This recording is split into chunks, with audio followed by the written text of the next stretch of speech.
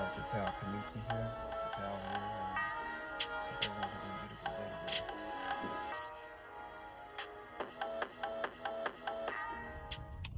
Greetings.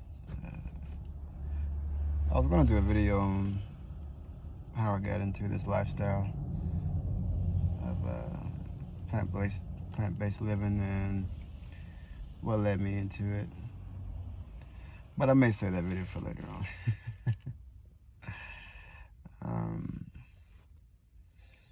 yeah, I mean, it's always good to be personable, and I don't want it to seem like I'm just going through information all the time. There is a history behind why I do what I do, as it is with everybody for why they do what they do. So we all have our reasons, but I may touch on that later on, maybe. In this video, I am going to touch on the inception of creation. And so there's a lot of information about creation, different creation stories with different cultures. Every culture has a creation story, how we got here, and all these types of things. And a lot of them are interesting, and it's very interesting to see how people and cultures try to explain why life is. But the main thing to understand is that life is, and there is no end to it. Some of us see death as being the opposite of life, but really, death is the opposite of birth, not life. What that means is, since death is the opposite of birth, not life, then within that system, life continues to exist. So death is the opposite of birth, and within that system, life continues. From there, we call that the temporary realm, which is the earth realm, or this realm we call living here. And then we have the eternal realm, which is the ancestral realm. You may have seen that some in the movie Black Panther that the Killmonger, T'Challa would go into the ancestral realm when they went into the red sand. And that's actually real. That's actually a ritual that takes place today still in certain tribes. So those things are actually real. But the thing to understand that there is no end to this. The main things to understand, the main purpose of the body is to propel the spirit. So the purpose of the insect, or the bugs or the insects, is to carry the soil, or what you may call dirt. The purpose of the animals is to carry the seed, and the purpose of humans is to carry the spirit. Now, the reason you came into the body is to elevate and to evolve the spirit. So we know that this is just an experience through a body, a human body, but the spirit itself is eternal. So with that said, life itself is eternal. So where something ends is where it begins, so that it may continue again. I'll repeat that again. Where a thing ends is where it begins, so that it may continue again. So what's the end of a flower? It's a seed. But the beginning of a flower is also a seed. So the beginning and the end are always the same. In school in chemistry, we're taught 3 states of matter. We're taught solid, liquid, gas. Now, that's only a fraction of understanding what reality is. If you're really understanding and studying from an African standpoint, you'll see that there's really 7 states of matter to study. And those 7 states are magnetism. When magnetism compresses, when it comes together, it creates electricity, which is the second one. Electricity creates light. That's the third one. Light creates space.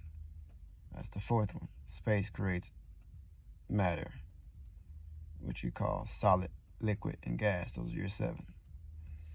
And then you can go into plasmas and things of that sort. But those are the main 7 that we talk about. And now, with that said, when you understand how creation exists, you see that all of those 7 states of matter come out of something.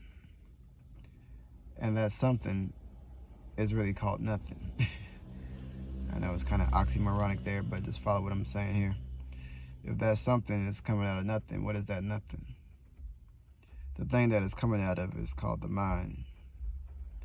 Now, the mind is separate from the brain. I'm not talking about the physical brain. I'm talking about the mind itself. The mind has always existed. The mind is what created the brain itself. Now, since the mind is what creates those 7 states of matter, we say all things come out of nothing. So that's where that comes from. So those 7 states of matter come out of nothing, which is the mind. Now, the mind is the only thing that's not a thing. So since it's not a thing, we say it's no thing or nothing. So if that's the case, then we know that the mind creates all reality. And since the mind creates all reality, thinking is the thing that precedes reality. So, but the thing to be understood here even deeper is you're not even your thoughts. You're actually beyond your thoughts. What you call experiences in life or whatever, it's really you're the observer of your thoughts. So you're observing your thinking through a body, and you call those experiences, and you call that life. But the main thing to understand is all these things come out of nothing, which is the mind itself, which is the ether, which is the darkness. So all things are birthed out of darkness. And so those are the 7 states of matter that they don't even really go into too much in school. And that's to be understood from an African standpoint, from a holistic standpoint. Because if you're only studying solid, liquid, gas, and you're only getting a fragmentation of that. Now, those 3 states of matter, solid, liquid, and gas, have to coexist with other 3 states as well for reality to exist.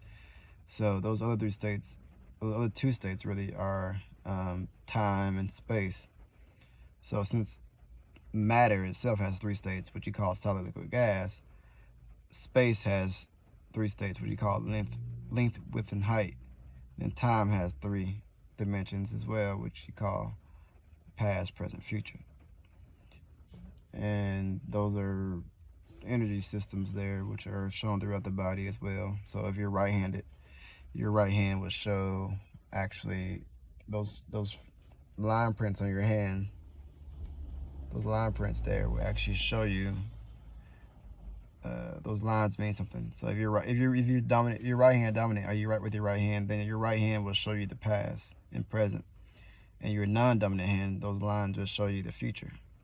So I actually do palm reading, and I can actually read those lines, and it tells you about your health, what you're going into, and it actually talks about your life expectancy as well. And those lines actually change based off your habits. So the body's always revealing what it's always communicating.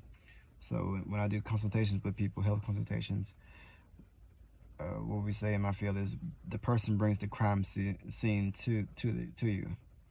So the body's always telling you what's going on in the inside. But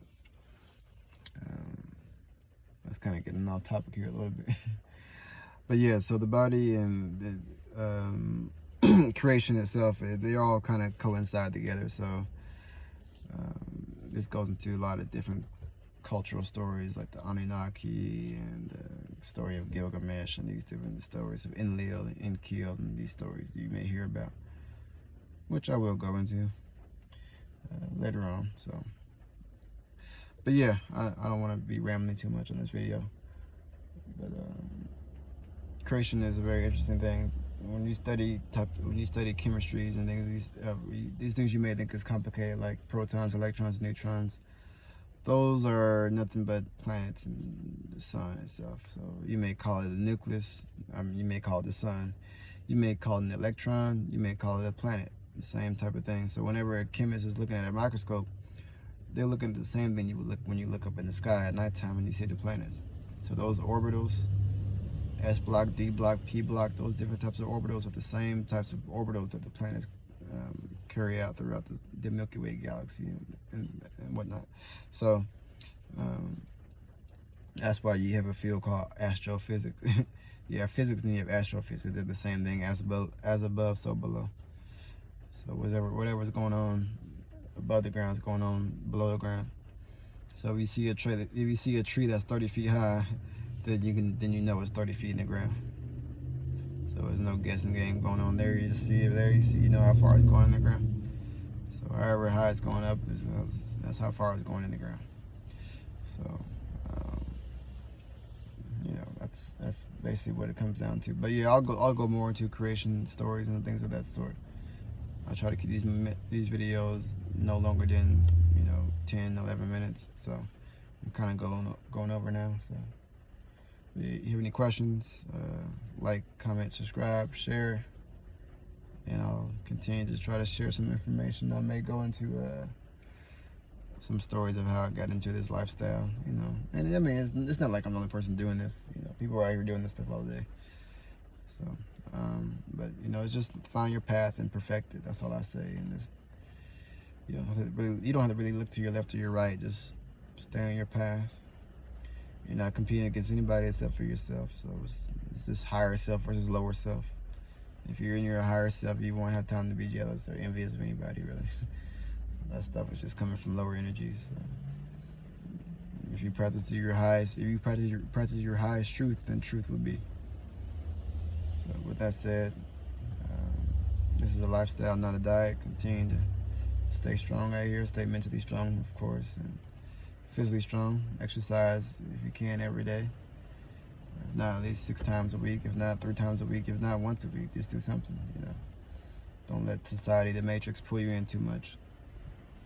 I don't want to be preachy here because I'm not that type of person, but I tend to try to just go to information. But yeah, just continue to stay steady, stay healthy, and I'll catch up with you guys later. Peace.